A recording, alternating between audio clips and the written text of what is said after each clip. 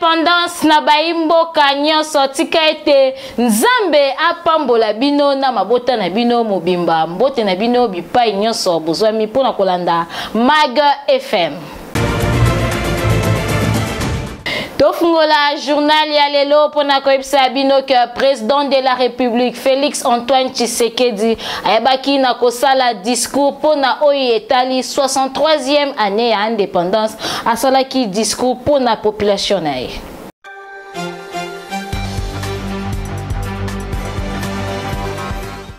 Il est vrai que cette année, la célébration de notre indépendance est teintée de tristesse car notre intégrité territoriale est menacée par une force d'occupation étrangère. Certains de nos compatriotes en ce moment précis à l'Est ne peuvent pas jouir de cette liberté que nous célébrons parce que victimes de l'oppression des agresseurs. Je tiens à leur exprimer toute notre compassion et à les assurer de notre détermination à œuvrer sans relâche pour leur libération certaine. C'est la raison pour laquelle nous ne cesserons de rendre un hommage mérité à nos pères de l'indépendance dont la vision lumineuse et la lutte nous ont permis de devenir et de rester depuis 63 ans un peuple libre en dépit de toutes ces adversités. Mes chers compatriotes, au défi permanent de la préservation de la liberté chèrement acquise, nous devons inlassablement associer celui de la poursuite de la noble et grandiose œuvre qu'est la bataille pour le développement économique et social de notre pays, de manière à mériter ainsi le rêve et les sacrifices consentis par nos pères de l'indépendance. C'est seulement à cette condition que les générations futures pourront à leur tour être fiers de l'héritage que nous leur aurons légué. Cependant, laissez-moi vous dire que j'ai pleinement conscience de votre perplexité au regard de la baisse du pouvoir d'achat, surtout celui des plus démunis, dont les conséquences, bien que prévisibles sur le panier de la ménagère, se veulent pour certains difficilement surmontables. Les performances enregistrées au niveau des recettes intérieures, grâce à une évolution favorable des prix de produits de base et à la numérisation du processus de recouvrement, n'ont pas été suffisamment ressentis à cause du contexte économique mondial et de la situation sécuritaire à l'est de notre pays. Mag FM et Salibino réflexion na o Italie 63e année ya indépendance de la République démocratique du Congo, Hollande.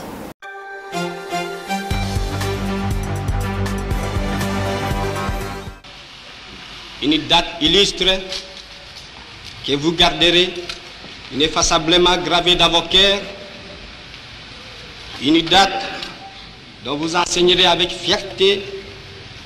30 juin 1960, 30 juin 2023 et sali déjà 63e année mokoka depuis ba Congolais besoin indépendance pambate bazalaka dirigé par ya ba Belge oyo tellement souffrance elekaki Premier ministre à l'époque Patrice Emery Lumumba asalaka effort pambate ba Congolais besoin indépendance babima na boumbu. Pona yango constate osali que ti lelo Congolais azali konyo kwa makaka surtout mingi côté social nanu te ekomi stable pa ya ba Congolais. Awa na ville province ya Kinshasa dollar ezali stable te biloko na wenze ezali komata bilamba ezali talo Congolais azali kokoka ko se retrouver te côté social. Soki tokei côté ya misala ya malonga ezali te bakinois bazali konyo kwa mamakasi yango pe mokolo ya lelo climat ezalaki malili ba activité esalemaki penza te ndenge toyebaka na kala bakinois ndenge babandaka ko fete na kala kitoko kasi lelo moye ba fete malamu ezali te po nyonso ezali pasi na pasi. Congolais azali komona pasi makasi surtout le plan. Alors que 63e année oyo il fallait à la fête munene tomona na bandaku batu bazali ko fêter esengo ya indépendance nzokande moye babiloko wana esalema te po ba misusu bazali ko raisonner na este bandeko na bango bazali na kimia te Na yango wana ba autorité basala nanu effort babongisa social ya ba Congolais po Congolais alia kitoko, alata kitoko, azala na musala ya malonga, bana batanga kitoko, ya ba difficulté boye ezali kitoko te. 30 juin sans décoration na mboka mobimba esali pasi mingi bakinoa ba mituni ezanini.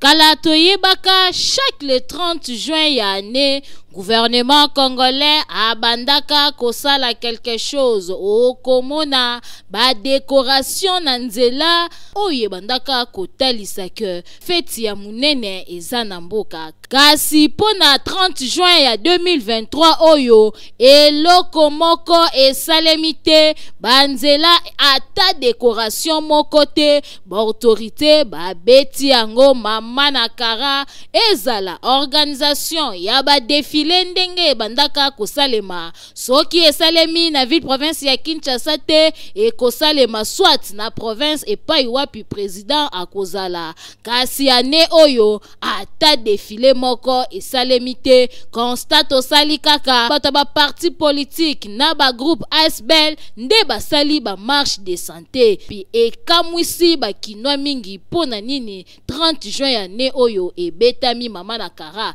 Est-ce que ba autorité ba boyi kosala dépense po bazali ko préparer ba élection tope ezali likambu nini, ou soit cause ya insécurité oyo ezali na est yango esali ke gouvernement a se maîtriser na o etali ba dépense. Question bakinoa bazali komituna po année oyo 30 juin pas si vraiment kinoa azali koyeba te ba fonctionnaire ba futamite. Or kalezalaki avant le 30 juin okomona ba kofuta ba fonctionnaire po bakende kofete kitoko. Kote mususu ba wenze bateki bazali koteka te mbongo ekouta wapi po mbongo na maboko ezo circuler te awa ko dollar ekomi nango na 24 congolais azali komituna soki ali oyo ekokende ti wapi. Est-ce que ba autorité bazali komona tope bazali komona te. 30 juin 2023 pasi benza eleki mabe makasi. Staff le vainqueur kuna na commune ya Kisenso bayebaki na kosala mobange na marche de santé kaka pona ko célébrer 63e anniversaire ya indépendance ya mboka. Bolanda reportage ya Jospin.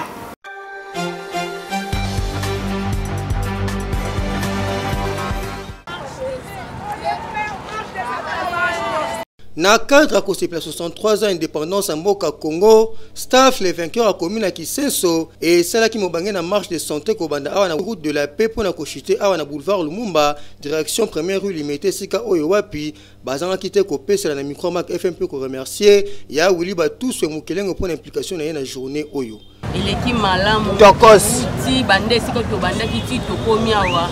eleki toko to pesi merci na premièrement na ya wili c'est une date historique d'abord pour la Mbo. En même temps, nous soutenir le Mbo cannabis. Nde bazwaki chemin en retour une des directions de la qui a staff les vainqueurs et sika oyo wapi ya wili ba tout ce mukelenge notable la commune qui s'est président fondation Fromage un moment qui toque avec un partenaire idéologie PA qui ko solana ba membre staff les vainqueurs pe ko sepelana bango journée oyo le 30 juin 2023 soki totali ba commune mususu eza développer po ba sangana ba créer ba initiative ba pesi ba lobeli na bango ba votaki ba tali pe ba lobeli parce que ndenga boteka ba ticket oyo bo futaka yango futaka ba député yango futaka ba gouverneur et kendaratina bempo ba ministre mais soki to moni ke loko ba sala ya malonga te est-ce que opekisa biso to loba mais lelo ezalaki na nuna koma membre nde na komi membre ezali pe fête ya munene po na mboka na biso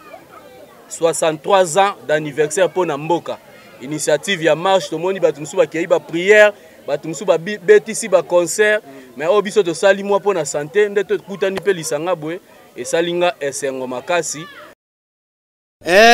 boende zalaka wili ba tous ce mukelenge Papa social, bana staff les vainqueurs, batombelio la bienvenue au komi monanda ko pe balobi ba ko soutenir vision na yo poyo oyebi ko kabola lipa pa si pe bisengona bana kisenso nyonso o toloba kite tolobi 100% information maluwa toujours. Totikala kaka na dossier ya marche de santé pour na koyebisa bino que ba chauffeur ya ezo kuna na commune ya Kalamu bango pe bayebaki na kosala mobange na marche de santé kaka pour na ko célébrer 63e année ya indépendance ya mboka bazalaki bango moko te bazalaki accompagné elongo na notable na bango Caleb Kamwenya elekaki ndenge nini Polanda.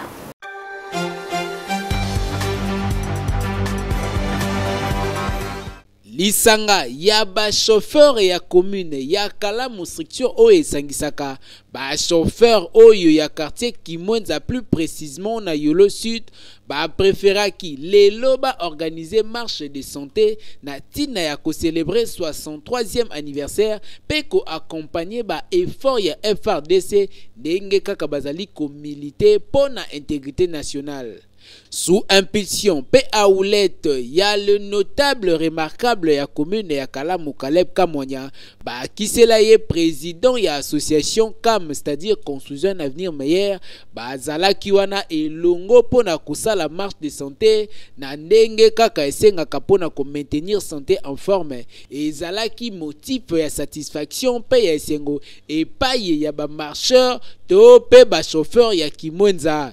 Bon, il y a des enfants, madame, c'est péliming, na connaissance, camarades,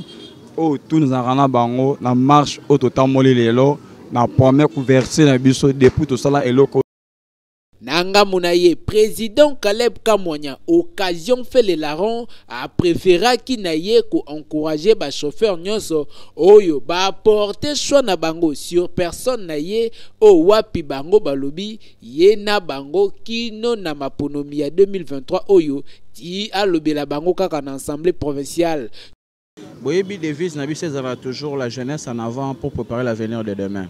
Et les chauffeurs basangani parce que na Congo tebi ba chauffeur bazara mingi ben poli bato bazara dérailler mais voir comme ça un groupe de chauffeurs basangani pour nous rendre ba chauffeurs responsables pour rendre ba chauffeurs utiles dans la société il faut ko encadrer bango Congo ya lobby to ko construire ngona bato bazana ba mentalité na bato bana muto et sala to construire ngona ba délinquanté na ba voyouté vraiment des idées comme ça on doit soutenir on doit apporter notre soutien pour qu'ils continuent et kende liboso yango bitcho bomoni toye lelo awa toye pona ko soutenir ba chauffeur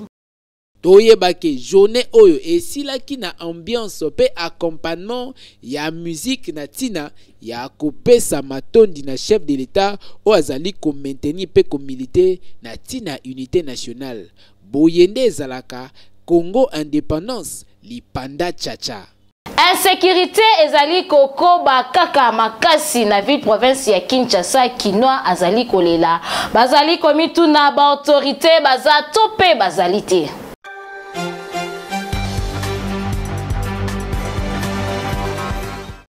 Ville province ya Kinshasa mikolo oyo bakinois bazali komitungisa makasi na oyo etali insécurité et komi vraiment makasi to nango ezoko bakaka komata lokola to ya dollar. Population bakomi na ba difficulté ya kotambola ezala na moi ezala na pokwa ba crime ezali kosalema ba enlèvement pamba population bakomi kolela bazali koyeba te esika nini bakovanda alors que ba autorité il faut baluka vraiment ko renforcer sécurité na ville province ya Kinshasa pour population bakomi kokufa mingi makambu ya mabe ba viol ba enlèvement ezo salema pamba population ezali komituna si réellement ba autorité baza au courant na makambu oyo ezali kosalema. Population basengi vraiment na ba autorité ba renforcer sécurité ya makasi pour makambu oyo esila population bakomi kotambola na keba dossier oyo ezali à suivre. Fondation Émile Mouchia FEM ebaki na organisé mobange na marche de santé mokolo ya lelo pona ko célébrer 63e anniversaire ya indépendance et le kakindenge nini Elvis Meti pona reportage.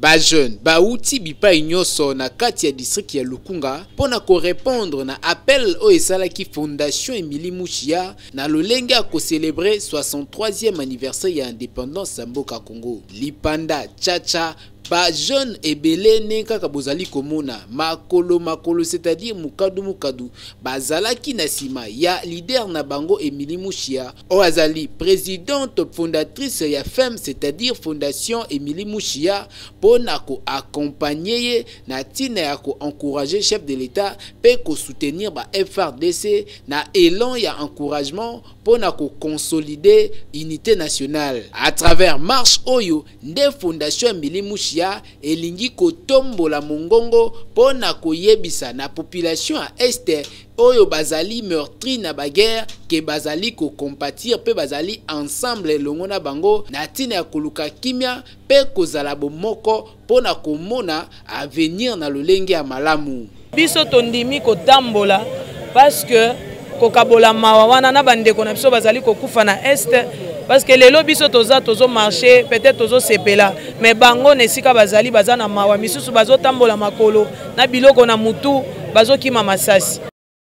Toyebake marche oyo ebandaki na Brikin pona ko chuter na avenue Bandundu kuna na commune ya Kitambo epai wapi ezwaki participation exceptionnelle ya ba danseur pe bato mosusu na lolenge ya malamu pona ko célébrer fête ya Lipanda indépendance Chacha Tozui o Lipanda Tubakidi. Impact ya ba chef de rue ezalaka nango lisusu te na ville province ya Kinshasa bolanda élément oyo.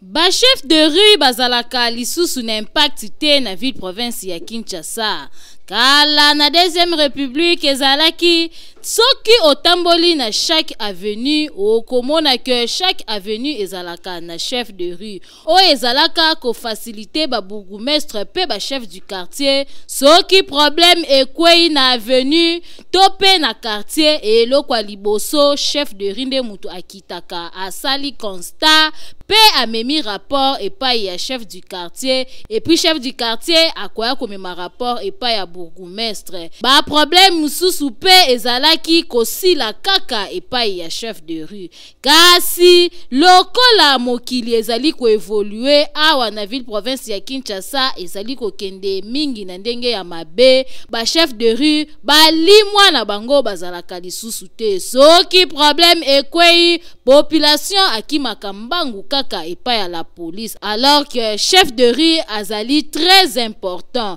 yango wana ba problème ekoma kokoma mingi na ville province ya Kinshasa pe na o etali salubrité Kinshasa ekomi salite makasi nyonso wana po ba chef de rue bazalaka lisusu te alors que soki bazalaki chaque chef de rue alingaka salisa service ya salongo na avenue na ye pona ko faciliter bourgmestre na yango wana population ekoma kotuna soki ba chef de rue bakenda wapi po ba bourgmestre bazalaka na temps ya kokutana na population te alors que ba chef de rue nde bazalaka proche ya peuple pe bayebaka nini ezali koleka toko interpeller kaka na premier citoyen ya ville province ya Kinshasa Gentini Ngobila amekana nukotala dossier ya ba chef de rue koluka kozongisa chaque avenue ezala na chef de rue pe chaque quartier ezala na chef du quartier po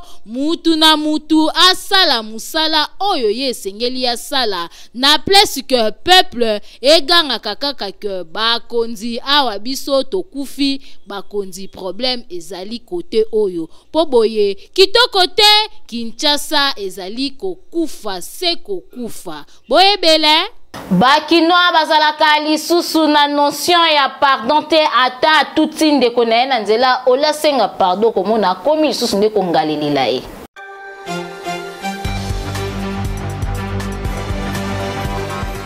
Musicien moko aloba pardon ezali kozongisa bondeko esika mbeba esalemaki relation elingaki kokatana pona pardon ezongi lisusu. Kasi lelo notion ya pardon ebunga na mitu ya batu okomona mutu asali mabe me pona kosenga pardon eza problème voire même na nzela ozotambola na yo osentir ke mutu atuti yo otali epe akangi elongi ya bandi kokende toyebi te soki ba problème eleka na mitu ya batu to nini ezala pe na bandaku okomona yaya to leki asali muninga mabe papa to mama me pona kosenga pardon azokoka te. Ingi batu baotambola na nzela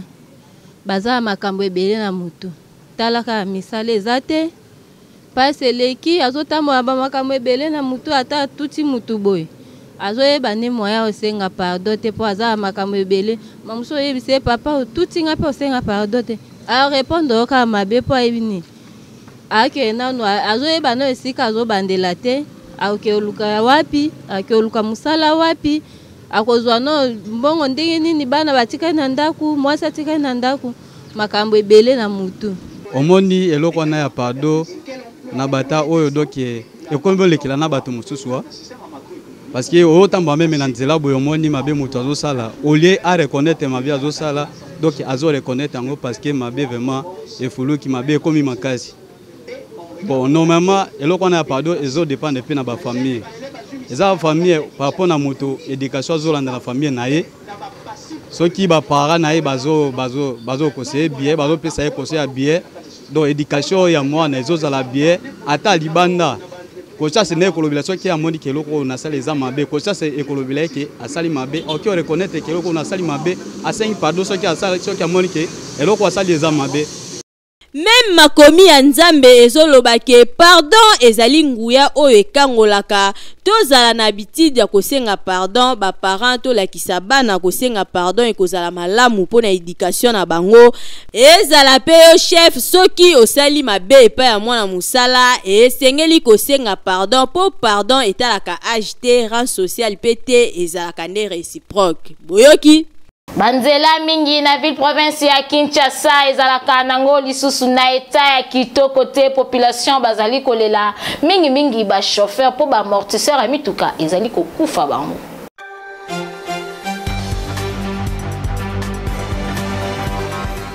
Soki otamboli na ville province ya Kinshasa oko remarquer que depuis tokotaki na période ya mvula banzela mingi ekomi ya kobeba makasi po degré ba mvula o ezali kobeta na ndenge ya kanda yango ezali kopasola banzela mingi pe ekomi ko créer ba érosion na ba commune pe ba quartier misusu kasi soki totali malamu ezali nde manki ya ba canalisation ya malonga po soki ba caniveau ya bien ezalaka eko permettre mai ya mvula eleka malamu kasi eza na ba place misusu okomona terrasse moko ya mukie pembeni ya makadam air mai ekoya na quantité belé na pression ya makasi esali débordement na terrasse ekotiti na kati ya makadam yango ezosala ke banzela mingi ekoma impraticable sima ya nyonso wana population nde ezali victime po air moko ba chauffeur bakomaka lolendo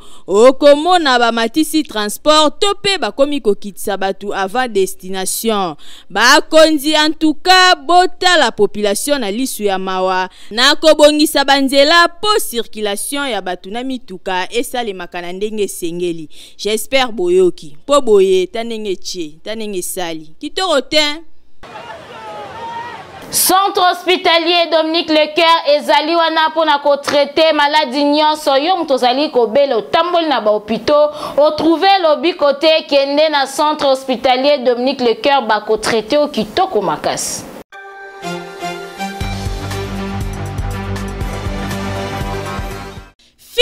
Fini makambu ya kokende ko se faire soigner na ba centre ya simandaku oyo ezali koboma ba congolais mingi po mobange na hôpital oyo ezali na ba norme sengeli yangoyo. Centre hospitalier Dominique Lecoeur eye kosunga peuple congolais azwa soin ya malonga na ndenge esengeli. Mwana Congo, centre hospitalier Dominique Lecoeur okokuta awa ba pareil ya malonga ya médecine moderne ya solo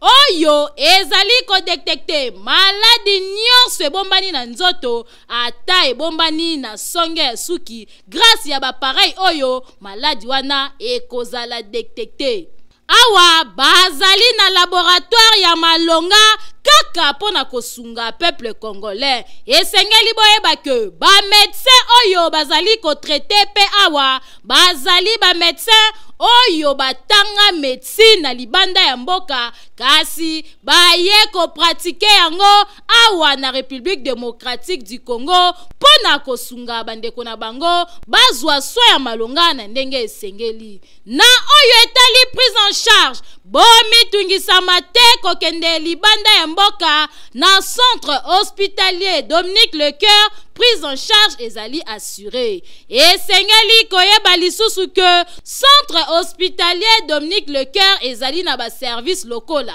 chirurgie, maternité, radiologie, kinésithérapie, échographie, endoscopie. Nyonso wana kaka po basunga peuple congolais ba patient na bango bazala bien traité. Na oyo etali cas d'urgence soki obeli na ndaku ozali na possibilité ya kokoma hôpital benga kaka ba numéro oyo po awa ba ambulance ezali bakoya kozwa yo tina ndaku pe babandi ko traité yo na kati ya mutuka ti bokokoma na hôpital. Makambo boye okomona ngo bipai nini soki na centre hospitalier Dominique Lecoeur te. Otuningai centre hospitalier Dominique Lecoeur ezwami wapi? Boki Mambangu na quartier Joli Park avenue Ring numéro 4 plus précisément na commune ya Ngaliema. Bokende na bino bikenda kenda te na ba hôpital ya Simanda Kupo, la santé n'a pas de prix. Boyoki oyembaka ozali na posa ya kuenregistrer album na yo komi tungisama te studio liloba eye wana pona kopekisa bino kosala ba dépense ya kokende libanda ya mboka kende mbangu na 14e rue au kuenregistrer kitoko makasi ndeti kaka okendaki na mikili ya poto.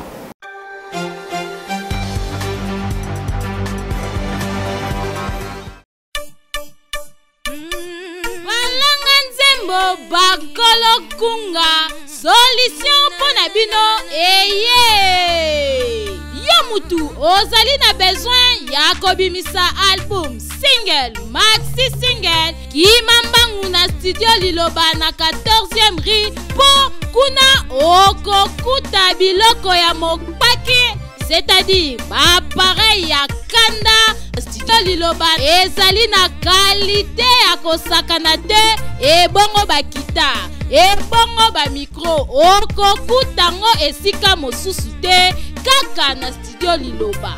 Awa soki okoti okoyemba lokola Angelu po awa son erataka kutu te awa tobetaka na biso mopanzi te po nyonso ezali na qualité. Enregistre album na yo awa ebimi lokola outaki na États-Unis nzoka nde enregistraki yango kaka na ville province ya Kinshasa na 14e rue na studio liloba. Awa ozali na tante ya kokende kosala mastering libanda po nyonso ezobeta mata na studio liloba. Kopanga na yo na oyo etali prite a cause ya ba appareil sophistiqué oyo ezali awa prix ezali nango abordable ofuti mbongo mukie kasi basaleli yo musala ya qualité. Oyoki Boki Mambangu na commune ya Limete na 14e rue industrielle numéro 23 na avenue Mulangi oza mobimba akei ezali na ndenge elongo bani. Oyoki boyebele tokomi na suka ya Mag FM kasi tozali na page rose.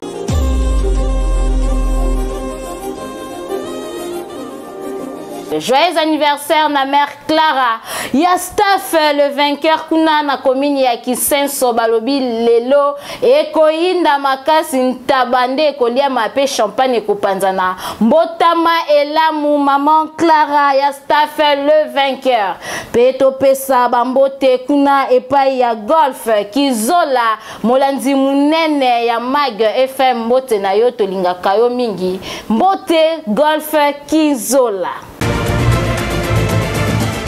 Tokomi na suka ya Mag FM soki bosepelaki na édition ya mokolo ya lelo bopesa merci mingi na équipe technique pe rédactionnelle oyo bazalaki wana ensemble pona kosala musala kitoko na sime caméra tozalaki na le plus doux Florent Okita yende mutu abendaki biso bilili kitoko makasi montage kumbamaki epaya Peta Francis yende mutu a monté belema lelo kitoko makasi kasi tokomi na suka Tikato pesa bambote na bakinwa nyonso pe to souhaiter bino bonne fête ya indépendance bipai nyonso bozwami kasi yamboto kabwana kaka ndenge na lobaka jamais to kabwana sans koloba maloba motuya oyo papa na biso ya bolingo aebisaka biso toujours nul n'a le droit d'être heureux seul sur la terre wana maloba ya Yemei the king Maître Billy Maloua Cléophas Boyoki, nul n'a le droit d'être heureux seul sur la terre. Nganabino, Tokutani Mikolo Ezali Koya Soki Nzambe apesi biso lisusu bomoy. Te